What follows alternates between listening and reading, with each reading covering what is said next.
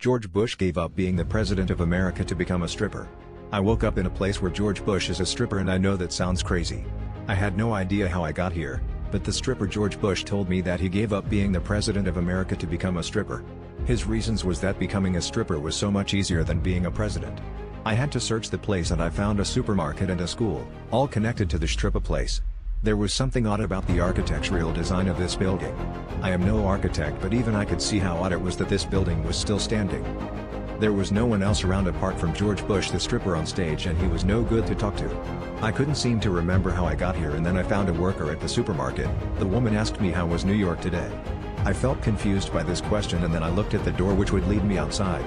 Yes, if always falling to confusion, then go outside. I needed to see where I was, and that could jog my memory of how I got here.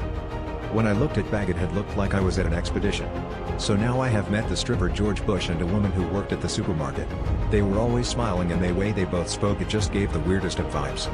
George Bush told me how he was enjoying being a stripper and not have to deal with war anymore. This was too much, and I just had to get out of the door and see what was outside. My mind and body knew something was off, and the outside could tell me what was going on. When I went outside, I couldn't believe what I was seeing. I was in the Amazon rainforest. Then I remembered that I had an expedition to travel inside the Amazon rainforest, and I had a guide with me. My guide was called Bobo, and I wondered where he had gone.